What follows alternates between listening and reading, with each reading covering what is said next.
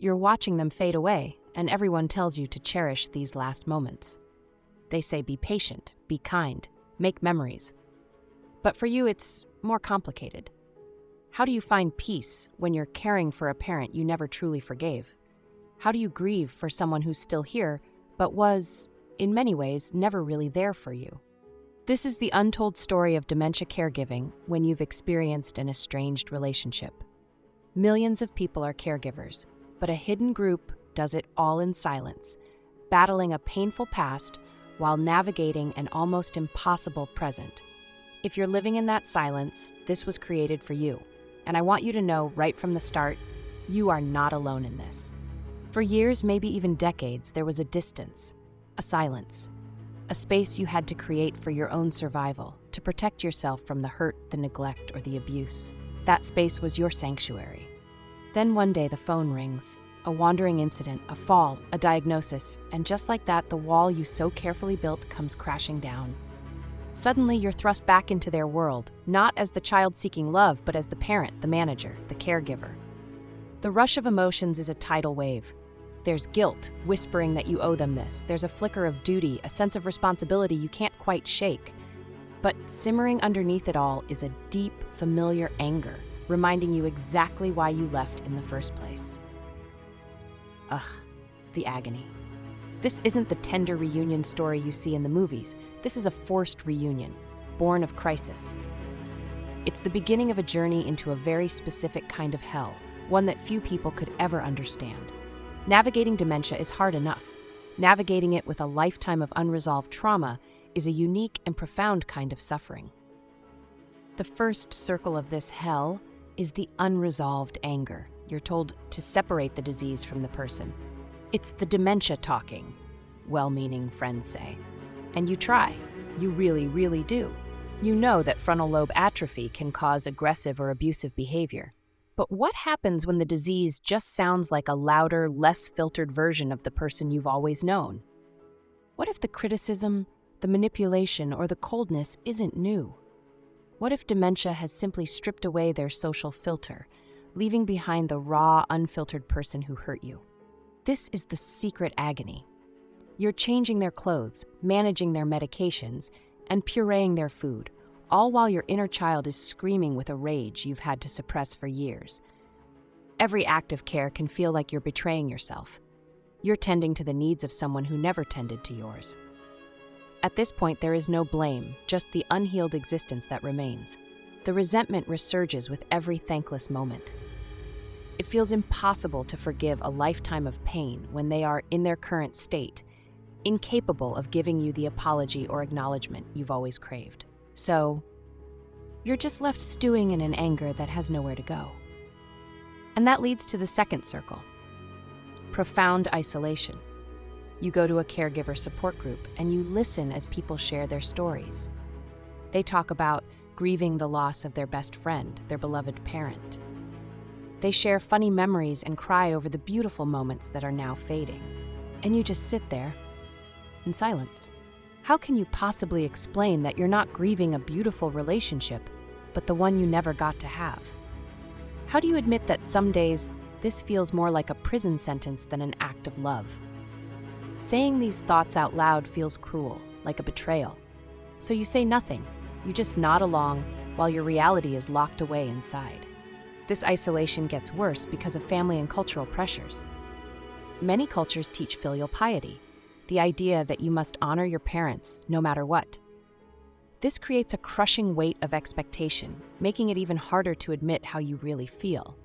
You might even get judged by siblings who had a different relationship with your parent or who are in denial about the past.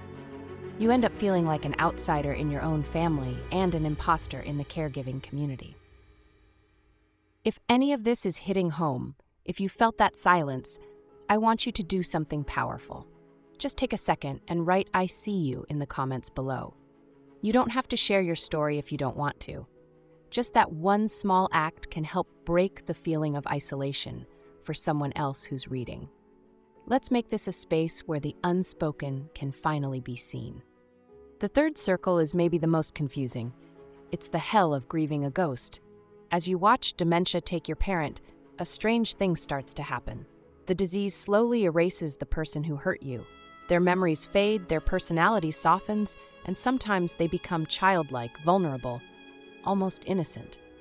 And in those quiet moments, you might see a glimpse of the parent you always wanted.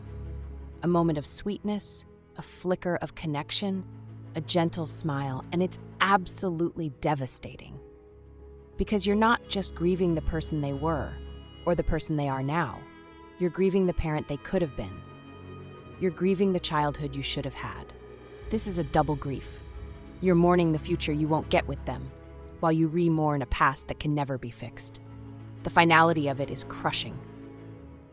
You realize the door to reconciliation, to getting the closure you always longed for, is now almost permanently closed. The disease took that chance away, and you're left with the ghost of a hope, a profound sadness for a relationship that was lost before it ever really began. Living in this secret hell isn't sustainable. It will burn you out. But I promise you, there is a path toward a different place. It might not be a path to a happy ending or total forgiveness, but it is a path to peace for you.